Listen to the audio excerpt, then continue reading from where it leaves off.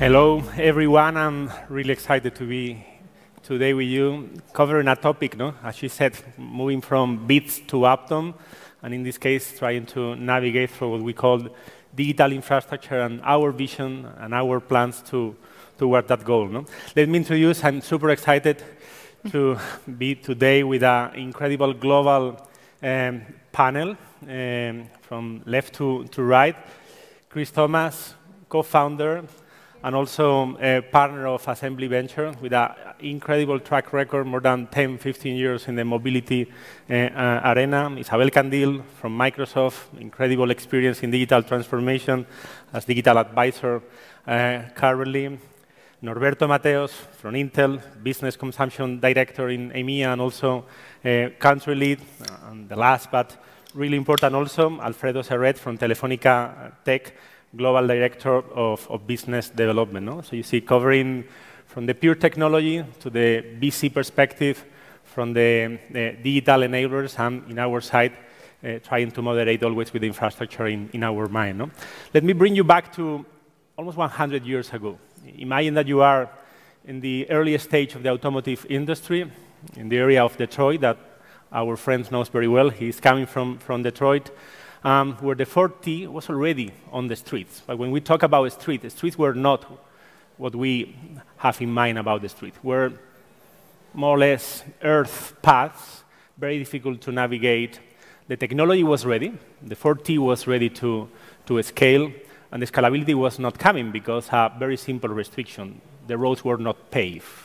So at that moment, 100 years ago, the technology was talking about infrastructure, how to gain efficiency, how to scale the roads in order to, thanks to the pavement, be able to increase the throughput of the factories and increase what we have right now, a massive automotive industry. That technology from the infrastructure was the epicenter of an inflection point. 100 years later, we have cars that represent the mobiles of the present, connected, an environment where more or less all the sensors, all the most advanced technology represented with our colleagues and partners today are embedded in the DNA of the new mobility, and infrastructure has not changed too much. We're going to try to talk about how we are able to bridge and how we are able to anticipate that massive challenge, to adequate from the long term, knowing that this is not easy, that challenge. And I would like to, before starting with the panel, ask to Christian, from your position, being in Detroit, in the nest of this revolution 100 years later, what's your perspective about what is happening? Well, I think the comment you make about the first road being built in Detroit, it's not something that people bring up very often. And it was built as a business development exercise. It was built in order to, something they knew they had to have to scale, at that time, the way in which people were going to move. And so for us, when we think about, to your point, infrastructure hasn't changed very much in a huge perspective over the last century. It's about to change almost completely. And there's so much opportunity, and I heard the speaker as we were being introduced talking about the migration from bytes to atoms. We believe strongly that infrastructure is the bedrock of future mobility. And so we're talking about this innovation that took place a century ago in the middle of the North American continent. But what we're really talking about here, I think when we look at the Americas, when we look at Europe, when we look at the Western world, we have a chance to build the future of mobility in terms of the movement of people, goods, data, and energy in all aspects, but infrastructure will be core.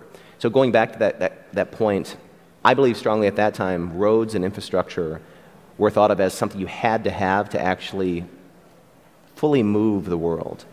I think we're coming back to that again. There's been a lot of focus on the modalities, but as we move from bytes to atoms, as we think about the infrastructure layer, the systems layer, which combines those two, and the applications layer that allows you to engage with the consumer, with the driver, with the user, you can't do that without the digitization of infrastructure. So that's what we get excited about at Assembly. That's amazing. Many of you probably are aware that from Ferrovial, during the last 2 years, we have been very active sharing our vision about what has to happen in order to guarantee that the entire ecosystem is aligned with the opportunity. We believe that digital and physical are embedded in a common journey, And we believe at the same time that if we want to enable the electrification of the cars, the electrification of many of those capabilities and the adoption of the autonomous vehicles, the transition will require the intersection of many of us, many of you. Let's start with a question that could be perceived like simple, but I think is connected with the core of the ambition. No? Why, from the perspective of Microsoft, do you believe that a smart infrastructure, connected infrastructure, is so important and so essential? Yes, for Microsoft, it's an enormous and a fascinating opportunity participate in this initiative to accomplish our mission, which is empower every person and every organization around the planet to achieve more. And with the application of our latest cloud technologies, such as IoT, cloud-to-edge, satellite, digital twins, and artificial intelligence solutions, we aim to be the backbone of AIVIA Smart Initiative and to achieve a more connected, more secure, and sustainable mobility. In the coming decades, you have been mentioning, autonomous vehicles are predicted to take over the roads to create a more efficient and safer travel. But present infrastructure problems and technology challenges are obstacles to widespread adoption. Especially when we are talking about that the autonomous vehicles and conventional, traditional vehicles have to coexist harmoniously and safely. So safety, as everybody knows, is a very important topic on the road.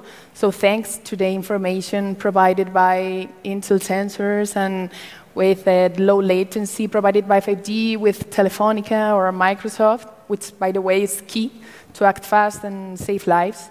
We can use artificial intelligence for object recognition, for detection of anomalous situations such as stopped vehicles or runway drivers and objects that are not vehicles, congestions, and automatically closed lanes to avoid accidents, for example, but also to provide a better experience for users, optimizing even their access to infotainment in vehicle. So all these devices, sensors and devices connected through 5G can enable a digital twin of the road and help to simulate all the anomalous situations.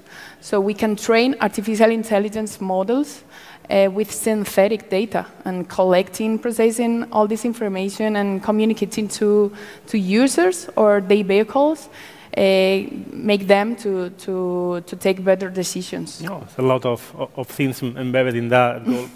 Norberto, no, represented a company that is included almost in any device, any future device.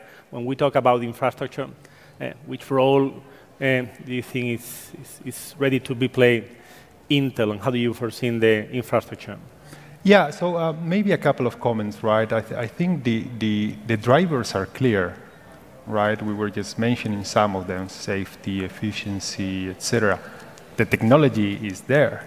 So I think the big question is why now, right? And we all are living the explosion of artificial intelligence, and I am engineer by background, and when I studied 30 years ago, artificial intelligence was there, and it was old already, so why now is exploding? I think there are things that change and create inflection points that make things adopt quickly, right? Maybe in the case of artificial intelligence, it was the explosion of data because of IoT and because of all the rest, the capacity of the computing power, etc.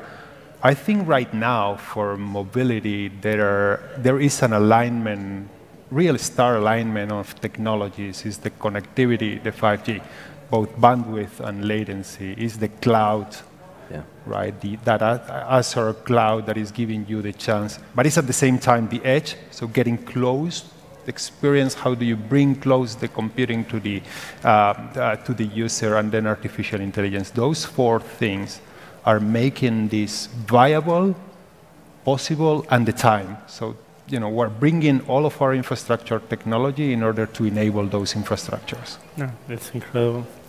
And from your perspective, being responsible of most of the connected car around the world, jump from that vehicle to the infrastructure, how do you see the transition and the role of Telefónica Tech in that domain?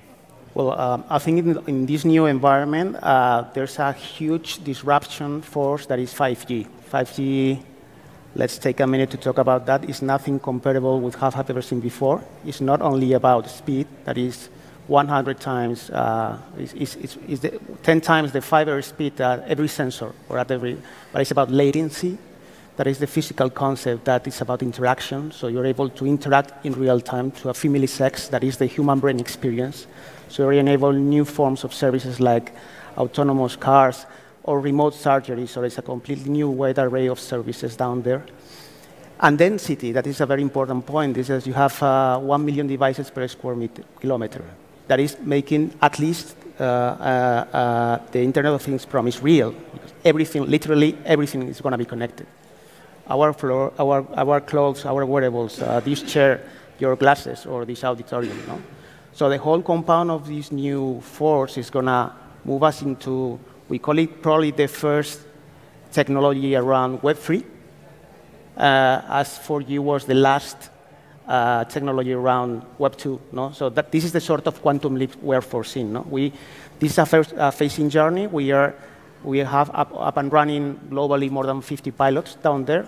This is going to be commercially mainstream at full speed in 2-3 years' time, but we are working with Puerto de Barcelona, where we are connecting with cranes and vehicles and stuff on the ground, shipping. Imagine a surface of 15,000 square kilometers, millions, literally millions of shipping containers every single day, 24/7. Every single connected, uploaded data in real time to the edge, come back to the system, and not log back and forth between the sensors and the system, but also talking between themselves with technologies like V2X. So a complete new environment in terms of efficiency, avoiding collisions, and optimizing routes. Mm-hmm. So, or smart corridors that we are doing, as you already know, smart highways, exchanging data between the cars and the sensors across the highway or in a tunnel on a corridor. Or remote surgery, we've been less than a few months ago, 2 months ago, we've been developing on real-time remote surgery with a team in Hospital Quirón in Malaga, mm-hmm. another in Osaka, 7 endoscope digestive surgery on real-time, 2 teams, 1 single patient. Wow. So imagine, that's only the beginning. And as a huge technology inflection point that we've seen in the future, we need to walk the talk, and let's see how big is this. But it's going to be big, believe me. Thank you. So Chris, coming back to the role of the VCs, no, and your genuine vision about how to enable the value chain. No? You represent one of the few, probably the only one venture capital in this domain that has identified as a bedrock, you mentioned before, the infrastructure. Could you explain us, how do you envision, how do you structure that value chain that you... Sure. And I think along those lines, what's really important about everything you heard here is that we're not talking about laying asphalt or laying roads. We're not talking about what has been infrastructure for the last century. The digitization of infrastructure, the ability to offer all these differentiated attributes that we couldn't offer without these creations. Uber would not exist without the iPhone. So we have these enabling infrastructures that are coming together in this amazing opportunity then to change the way the infrastructure works, engages, and deploys. We believe strongly that the digitization will be a bigger market and a bigger economic opportunity than the physical. You need both, but it's huge opportunities as we think about where infrastructure is moving. And to your point, for us, we uniquely stepped back from a framework that you're probably familiar with called CASE, so Connected, Autonomous, Shared, Electric. This has been the major framework through which BD strategy and investment has taken place in mobility over the last 8 years, and it was a great acronym that our friends at BCG came up with, and it proliferated. We believe it's the wrong framework, and it's because it's kind of an amalgamation of technology platforms and business models. We think we have to make sure that you're verticalizing all aspects of the technology platform, and then how do you maximize value. So infrastructure, through our framework, which we call ISA, it looks at the ability to do exactly that. Infrastructure is the bedrock. It's the principal layer through which all future mobility is going to move forward. And another important point that all of you kind of hit on infrastructure on a standalone basis is not going to power the future of mobility, but it's an important enabler, and it's a redundancy. So any great software developer, any full-stack provider of autonomous software, they're never going to turn over the ability of their product to work well and ensure safety to a third party. But they certainly want to have low latency. They certainly want to have faster processing speed. They certainly want to know that all aspects of their system is complete. And so that's going to be a huge part of how we see this moving forward. But infrastructure as a bedrock, we think, is going to be incredibly important. The systems layer, where we're looking at the combination of the bytes and the atoms, the way in which you have interaction there. For example, a company like Gatik, which is the largest purveyor of autonomous box trucks and logistics in the world today. They're actually doing this in a very real way with autonomous deliveries taking place real time in Texas and Arkansas in the United States. And then the applications layer, which need not be an application like you think of it on your phone, but how are you engaging with and monetizing and enabling the consumer and any kind of consumer touch point. We think that framework is the right way to do it. And the reason for that is because it enables and ensures that infrastructure remains the core. Infrastructure is really hard. And that's the other aspect of, I think, why you don't see a lot of venture dollars that are going there.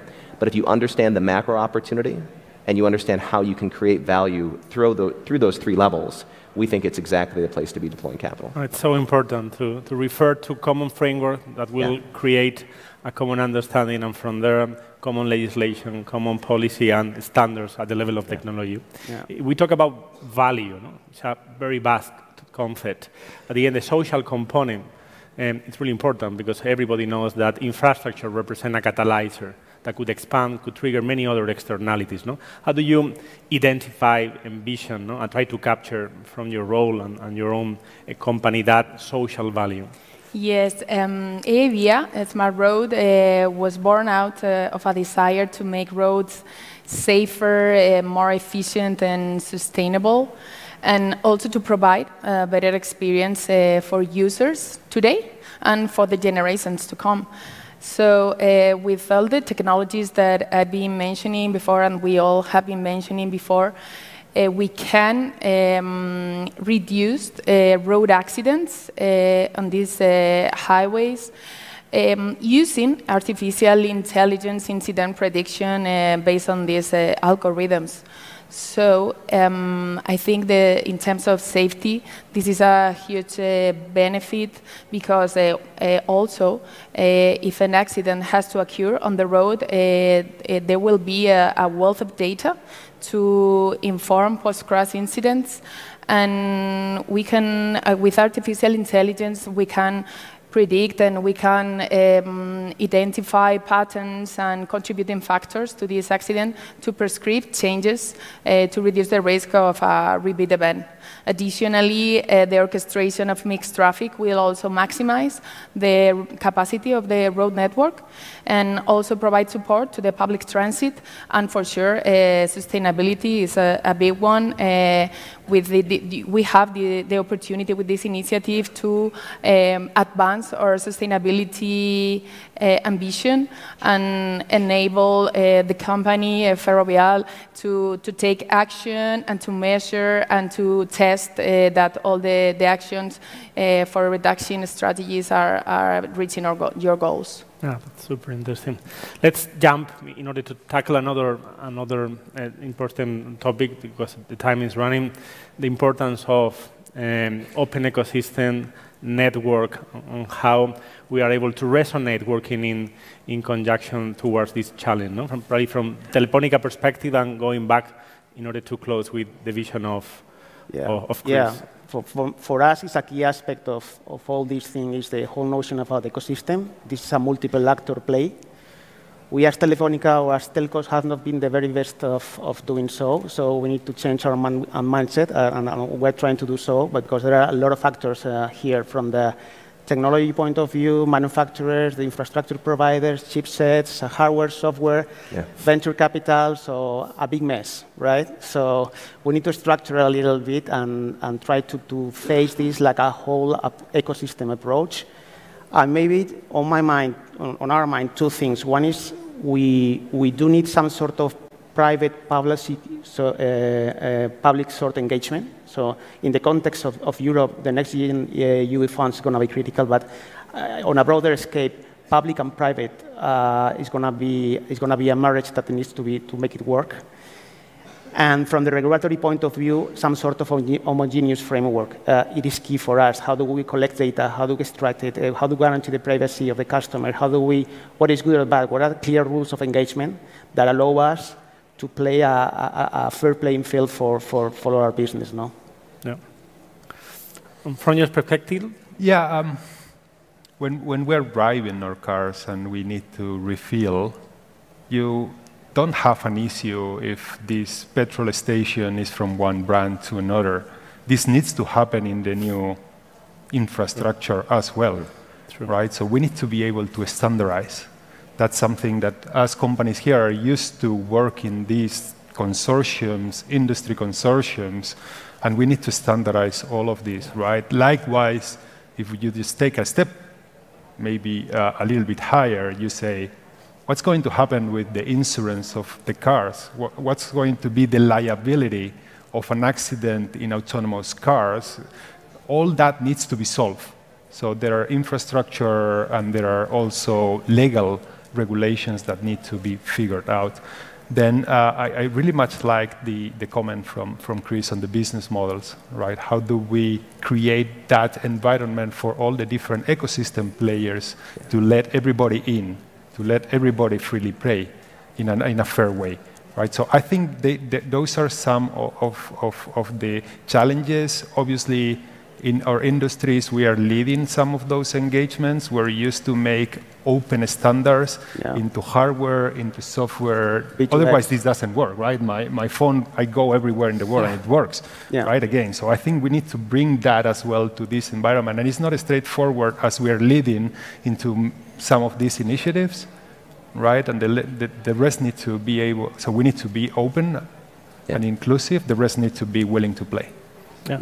And I guess that from Microsoft perspective, representing a global project with such a capacity of generate a network effect, work in an open environment is mandatory, no? Yes. I mean, this type of amazing challenges can only be faced and overcome with an open dialogue with the innovation ecosystem, because the strengths and experience of every company complement each other and help to fast-track innovation, reduce costs, and also provide operational transparency.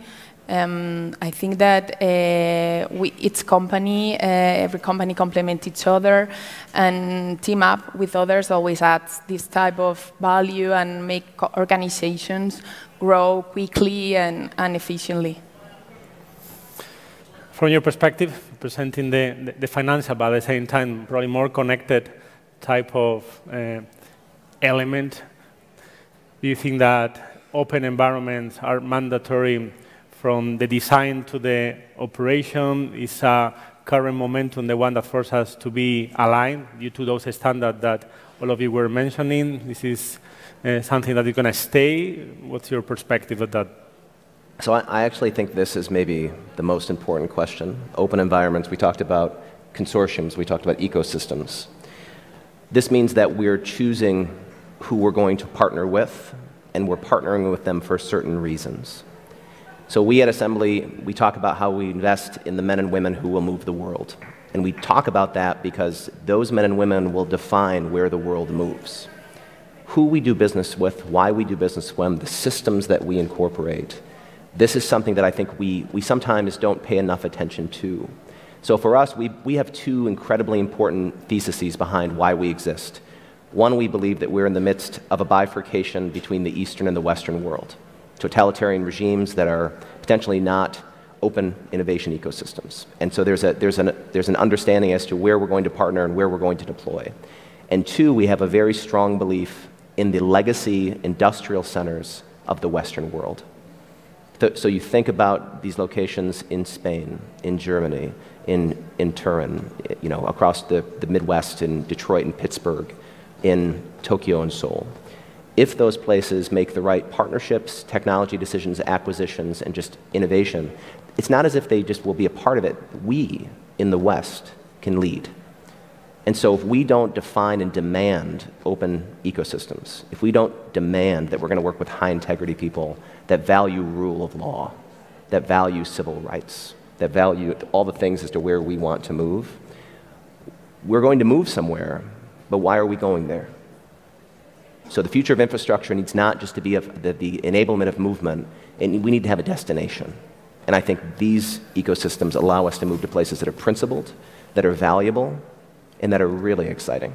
No, indeed, indeed.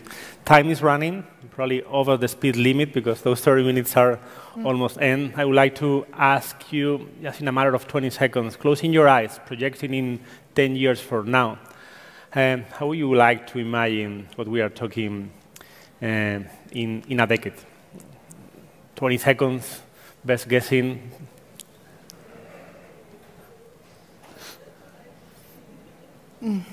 I'll start.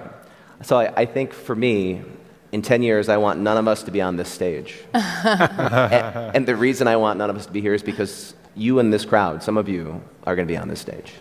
You are going to define the way the world moves. You're going to create amazing businesses. You're going to be investing in amazing companies. You'll be senior executives. And so put us out of business. That is my goal. Good answer. Yeah, and just a comment, and let's slightly change the topic. Yeah. Maybe I think we have the responsibility to do something about that. Technology is there. Yep. Business drivers are there. Benefits are there. Let's not just not do it, right? I think it's mandatory. Yeah, there is no. I think it is a responsibility of all of us. I agree. I agree. It's in our hands. It's in our hands. I do think that we haven't seen some sort of technology, business opportunity, and talent at the same time in our whole history to make this happen. So it's in our back, clearly. So trying to wrap up all those 30 minutes that are almost end. Technology of the future is already a reality, so let's try to use it in a smart way, sustainable, efficient, keeping in mind the social impact, and always working in open environments, because important is not to go where we go, is to enjoy the destination and the journey at the same time, and this is what we are trying to do with partners like you. So thank you for your time, and thank you for the audience for these 30 minutes.